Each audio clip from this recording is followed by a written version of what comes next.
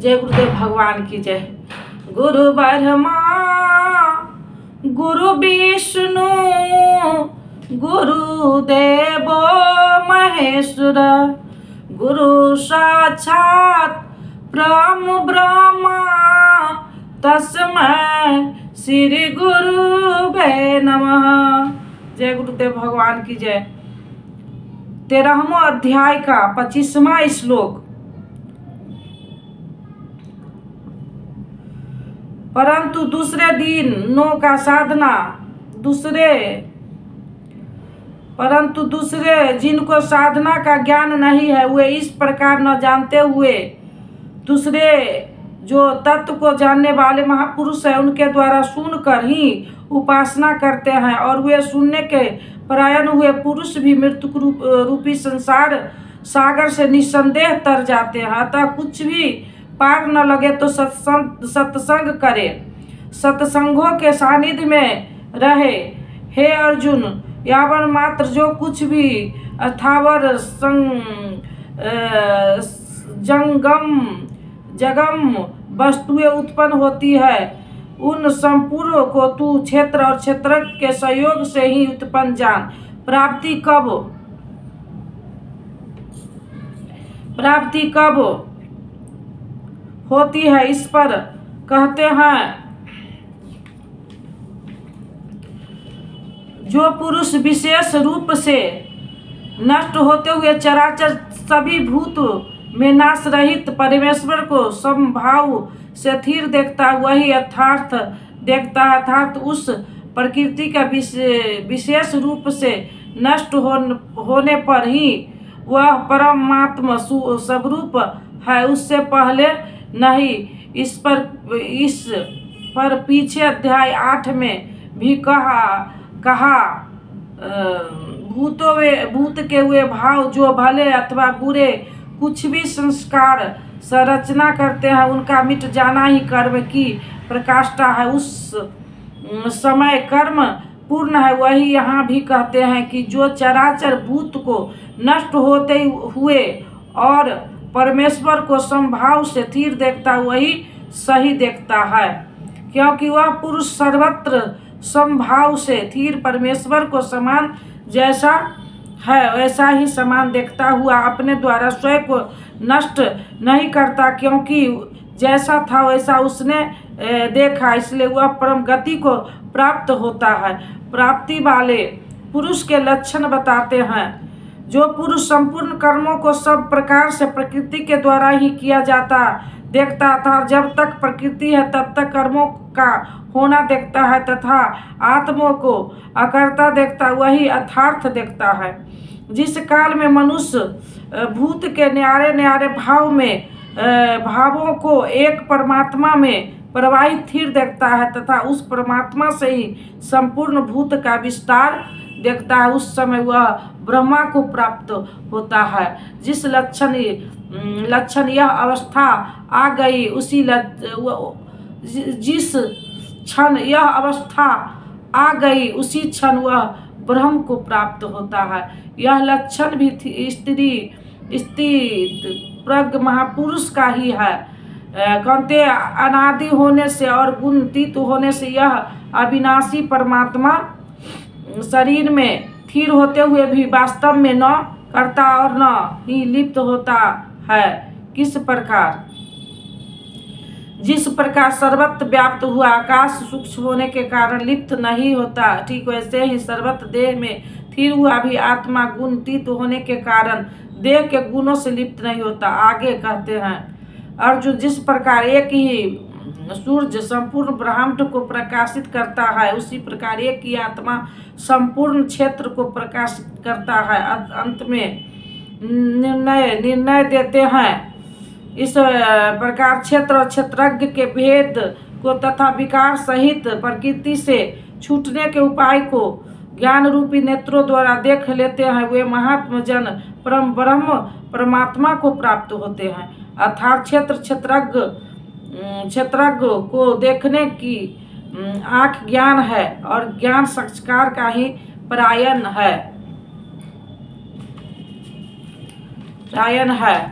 निष्कर्ष गीता के आरंभ में ही धर्म क्षेत्र कुरुक्षेत्र का नाम तो लिया गया, किंतु वह क्षेत्र प्रस्तुत है कहाँ, वह स्थल बता ना शेष था जिसे स्वयं शास्त्रकार ने प्रस्तुत अध्याय में स्पष्ट किया। कौन्ते यह शरीर ही एक क्षेत्र है, जो इसको जानता वही क्षेत्रज्ञ है, वह इसमें फंसता नहीं बल्कि निर्लेप है, इसका संचारक है। अर्जुन, संपूर्ण क्षेत्र में मैं भी क्षेत्रज्ञ हूँ। अनन्य महापुरुष से अपनी तुलना की से स्पष्ट है कि श्री कृष्ण भी एक योगी थे, क्योंकि जो जानता है वही क्षेत्रज्ञ है। ऐसा महापुरुष ने कहा, मैं भी क्षेत्रज्ञ हूँ तथा अर्थात अन्य महापुरुष की तरह मैं भी हूँ। उन्होंने क्षेत्र जैसा है जिन विकार वाला है तथा क्षेत्रज्ञ जिन प्रभाव वाला है उस पर प्रकाश डाला। मैं ही कहता हूँ, ऐसी बात नहीं है, महर्षियों ने भी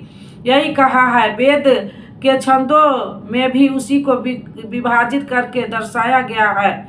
ब्रह्म सूत्र में भी वही मिलता है। शरीर जो क्षेत्र है क्या इतना ही है जितना दिखाई देता है? इसके पीछे होने के पीछे जिनका बहुत बड़ा हाथ है उन्हें गिनाते हुए बताया कि अष्टधामा मूल प्रकृति, अव्यक्त प्रकृति, 10 इंद्रियां और मन, इंद्रियों के 5 विषयों आशा, तृष्णा और वासना, इस प्रकार इन विकारों का सामूहिक मिश्रण यह शरीर है। जब तक ये रहेंगे तब तक शरीर किसी न किसी रूप में रहेगा ही।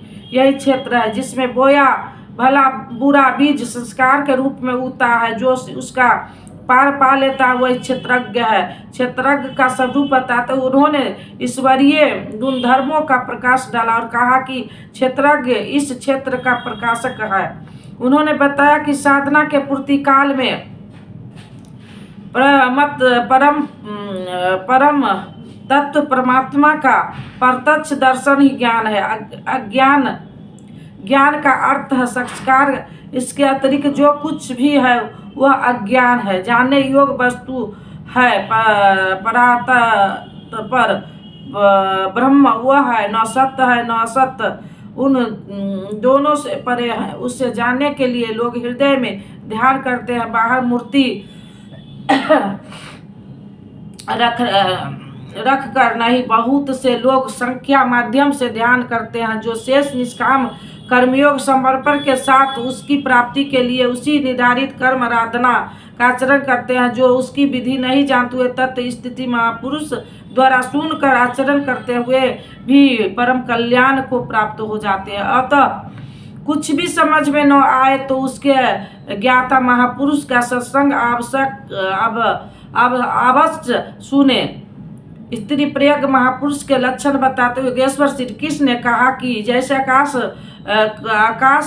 सर्वत्र सम रहता हुआ भी निर्लेप है, जैसे सूर्य सर्वत्र प्रकाश करते हुए भी निर्लेप है, ठीक इसी प्रकार स्त्री प्रयज्ञ पुरुष सर्वत्र सम ईश्वर को जैसा है वैसा ही देखने की क्षमता वाला पुरुष क्षेत्रज्ञ से अथवा प्रकृति से सर्वथा निर्लेप है। अंत में उन्होंने निर्णय दिया कि क्षेत्र और क्षेत्रज्ञ की जानकारी ज्ञान रूपी नेत्रों द्वारा ही संभव है। ज्ञान जैसा कि पीछे बताया गया उस परमात्मा के प्रत्यक्ष दर्शन के साथ मिलने वाली जानकारी के है। शास्त्रों को बहुत रट कर दोहराया ज्ञान नहीं बल्कि अध्ययन तथा महापुरुष से उस कर्म को समझकर उस कर्म पर चलकर मन सहित इंद्रियों को निरोध और उस निरोध के विलय काल में परम तत्व को देखने के साथ जो अनुभूति होती है उस अनुभूति का नाम ज्ञान है।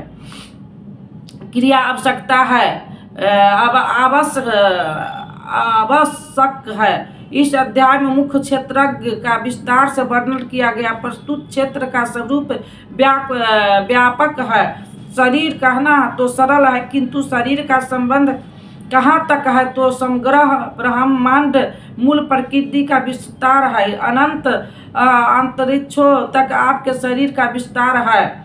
उसमें आपका जीव ऊर्जस्वी है, उनके बिना आप जी नहीं सकते। यहाँ भूमंडल, विश्व, जगत, देश प्रदेश और आपका यह दिखाई देने वाली शरीर उस प्रकृति का एक टुकड़ा भी नहीं है। इस प्रकार क्षेत्र का ही इस अध्ययन में विस्तार से वर्णन है।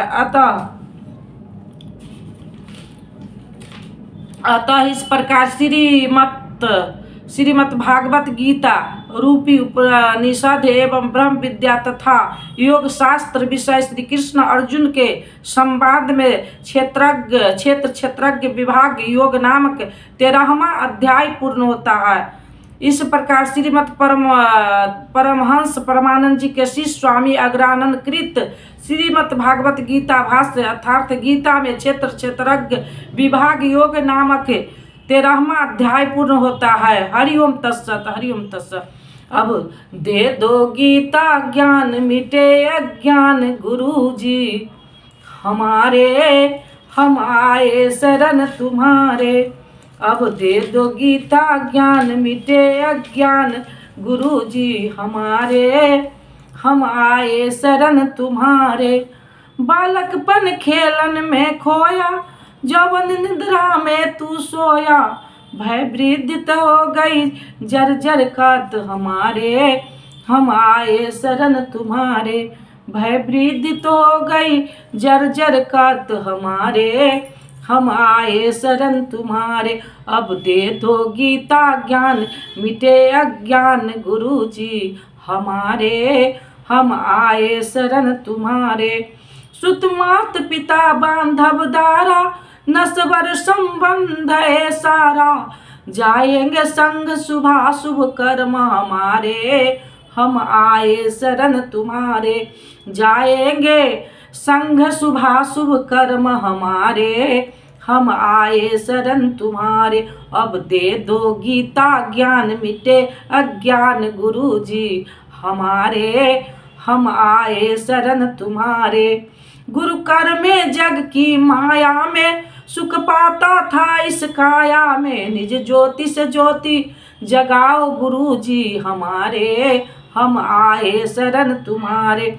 निज ज्योति से ज्योति जगाओ गुरु जी हमारे, हम आए शरण तुम्हारे। सेवक पर स्वामी दया करो, भव भय बंधन आपरो, कर्मों के दोष न देखो आप हमारे, हम आए शरण तुम्हारे। अब दे दो गीता ज्ञान मिटे अज्ञान गुरु जी हमारे, हम आए शरण तुम्हारे। गुरु चरणों में ए अर्जी है, आगे प्रभु आपकी मर्जी है, गुरु कृपा मिले तो जागे भाग हमारे, हम आए शरण तुम्हारे। गुरु कृपा मिले तो जागे भाग हमारे, हम आए शरण तुम्हारे। अब दे दो गीता ज्ञान मिटे अज्ञान गुरु जी हमारे, हम आए शरण तुम्हारे। बोलो श्री राम जय राम जय जय राम, बोलो श्री राम जय राम जय जय राम। मंगल भवना अमंगल हारी, मंगल भवना अमंगल हारी, द्रबहु सो दशरथ अजिर बिहारी। जो तुम जानहु अंतर्यामी, पुरबहु मोर मनोरथ स्वामी। अब प्रभु कृपा करहु यही भांति, सब तजी भजन करब दिन राति। बोलो श्री राम जय राम जय जय राम। नीला मुझ श्यामल कोमलांगम, सीता समारो पितवाम भाग्यम। पानुमसायब चारु चापम, नमामि राम रघुवंशनाथम। कर्पूर गौरम करुणायवतारम, संसार सारम भुजगेन्द्रहारम। सदा वसन्तं हृदयारविन्द्रे, भवं भवानी सहितं नमामि, भवं भवानी सहितं नमामि। त्वमेव माता च पिता त्वमेव, त्वमेव बन्धु च सखा त्वमेव, त्वमेव विद्या द्रविणं त्वमेव, त्वमेव सर्वं मम देव देव, त्वमेव सर्वं मम देव देव। ओम शांति शांति। जय गुरुदेव भगवान की जय। ओम ओम ओम।